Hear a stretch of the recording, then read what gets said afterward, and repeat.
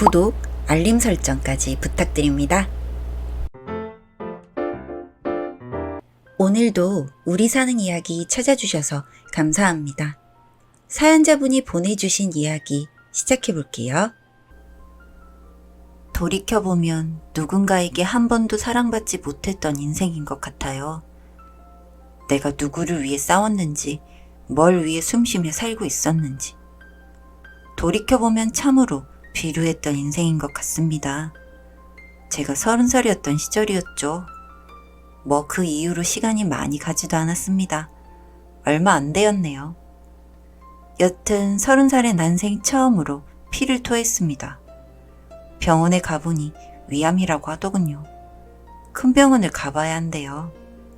참, 이게 무슨 소리인지 미쳤나 봐요.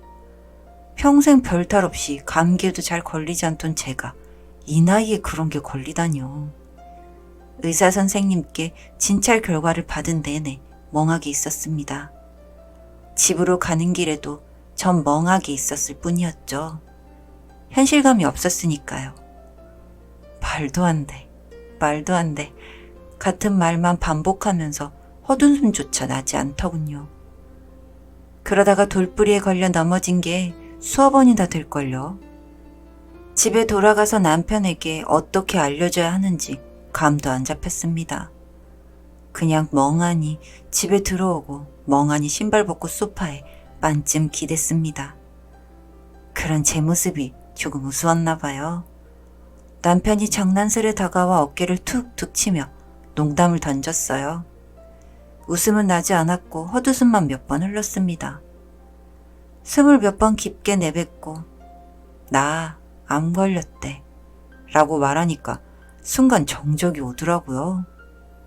그제야 상황팡한 걸까요? 남편이 갑자기 펑펑 울기 시작하는 거예요. 순간 조금 당황했습니다. 내가 암 걸렸는데 네가 왜 울어? 라 물어봤지만 남편은 울기만 했어요. 제 앞에서 한 번도 눈물을 보이지 않던 남편이 계속 굵은 눈물을 뚝뚝 흘리면서 소리를 내며 울었어요. 얼마나 서러웠는지 주변 공기가 금세 촉촉해지더라고요. 어떡해, 우리 이제 어떻게 하니?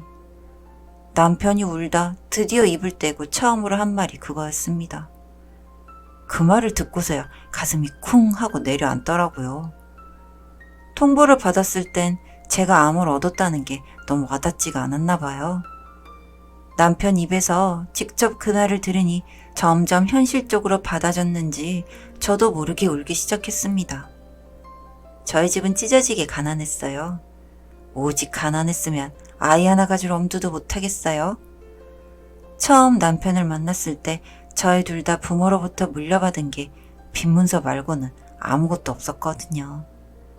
함께 힘을 합쳐서 이겨나가자고 아자아자하며 저한테 고백한 남편은 마음이 엄청 여렸습니다. 길 가다가 모르는 사람이 이유 없이 때리고 도망가도 안 쫓아가고 웃어넘길 정도로 착한 그런 사람이었어요. 차라리 죽을까 하는 생각이 문득 들더라고요. 저는 커다란 저주 앞에 놓이면 버티질 못하나 봐요. 사실 저는 예전부터 빈문서를 보며 자주 죽을 생각을 했습니다. 그때는 하루하루가 너무 절망스러운 반면 암 걸렸을 때 저와 제 남편은 그저 슬퍼하기만 했어요. 아무 생각 없이. 그저 눈물 흘리며 너무나도 갑작스레 닥쳐온 이 병 아래서 처참하게 슬퍼했습니다. 애도 아니고 어른이 저희같이 울어본 적은 아마 다들 아무도 없을걸요? 빚은 갚아 나가면 되지만 병원비 낼 수 없는 동안 제 암이 더욱 악화되면 치료할 수도 없다는 생각이 들었어요. 그날 밤 저희는 서로를 껴안고 뜬 눈으로 울면서 밤을 지샜습니다.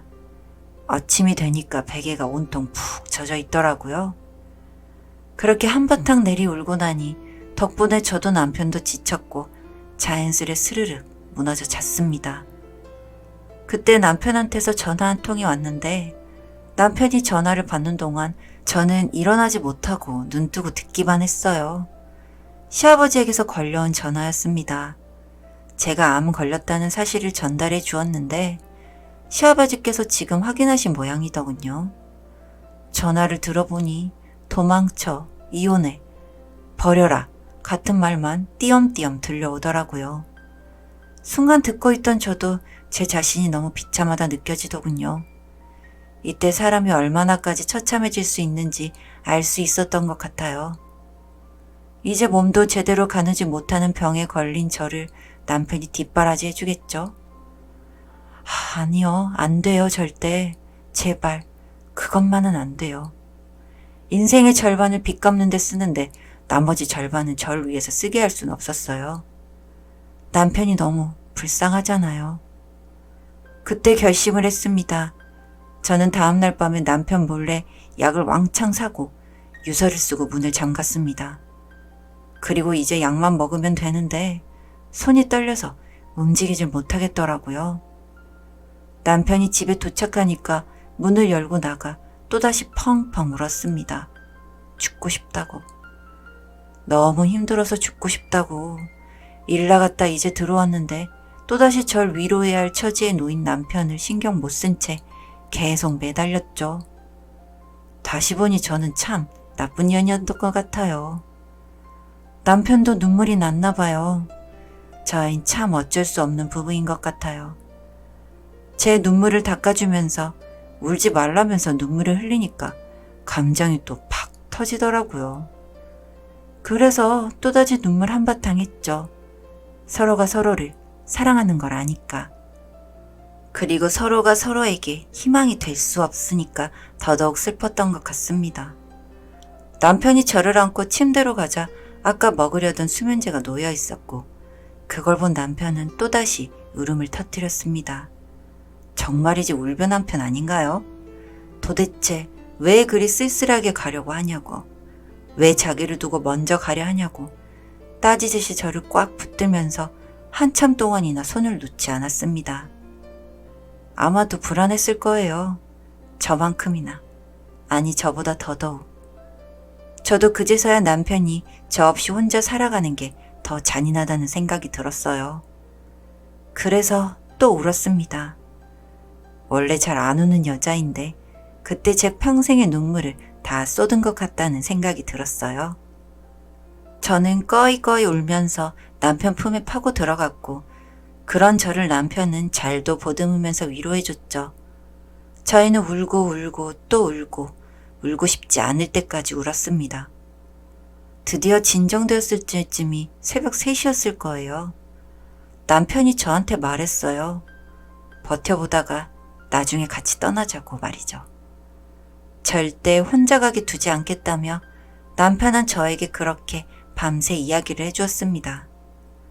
그간의 우리의 힘들었던 삶을 생각하면 제가 너무 불쌍하고 그 힘든 삶 속에 제가 남편의 동반자가 되어줘서 숨쉬고 있었는데 제가 세상에 없다면 자신도 이제 힘든 이 삶을 그만하고 싶다고요. 그리고 둘이 짐을 싸서 떠나자고도 했습니다. 정말 그날이 오면 최대한 가볍게, 오래 걸어도 짐 때문에 힘들지 않게 최대한 간편하게 짐을 다 싸서 떠나자고요. 어디로 갈지도 모르겠지만 백두산 한 번을 가보고 세상을 뜨고 싶었는데 이제 그저 가까운 곳으로 우리의 발길이 닿는 곳으로 가기로 했습니다. 걷다 걷다 지치면 쉬기도 하고 배가 고프면 근처 가게에 가서 밥도 사 먹고 간식도 사 먹고 하자고요. 이제 뭐 집 하나 사려고 아등바등 할 일도 없고 전세금 빼고 나면 우리가 원하는 만큼은 쓸 수 있지 않겠냐고요. 그러면 당신이 그렇게도 먹어보고 싶어 했던 호텔 뷔페도 한번 먹어보자고 했죠. 그렇게 발길 닿는 곳을 돌다가 높은 산을 오르자고 했습니다. 아주 높고 험한 산을 천천히 올라가자고요. 너무 빨리 올라가려는 생각하면 힘들고 우린 급할 것도 없는 사람들이니 그렇게 느릿느릿 한번 올라가 보자고요. 그 한 걸음 한 걸음을 천국 가는 계단이라 생각하며 오르자고 했어요. 마지막이라는 걸 알고 가는 길이니 힘들다 생각하지 말고 웃으며 가자고도 약속했습니다.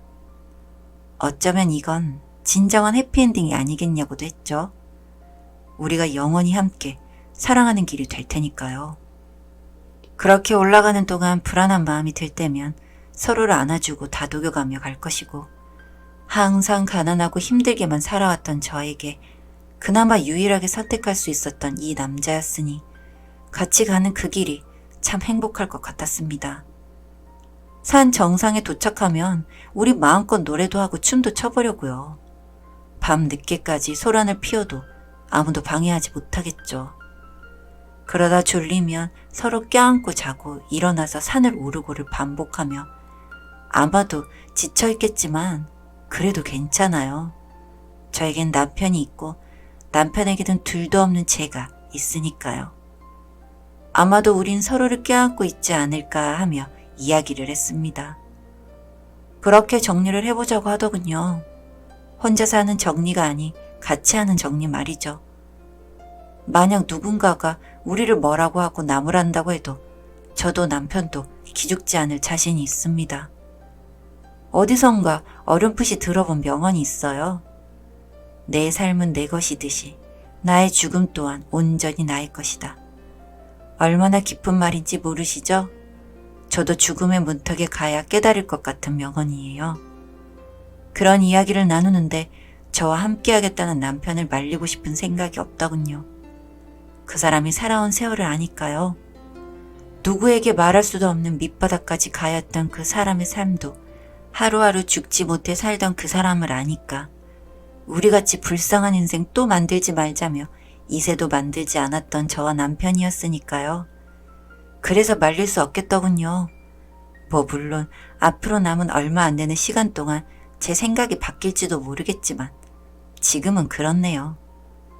이젠 나도 당신도 행복해졌으면 싶어서 말이죠.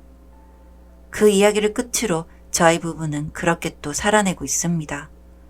같이 산에 오를 날이 얼마 남지 않은 것 같아요. 쓸데없이 젊고 돈은 없는 저에게 주어진 시간까지도 참 짧네요. 혼자 기운 없이 소파에 누워 우연히 듣게 된 이곳에 제 이야기도 한번 남겨봅니다. 푸념 같기도 하고 말도 안 되는 소리 같기도 한 제 이야기를 들어주셔서 감사합니다. 마지막으로 제 남편에게 한마디 하고 싶어요.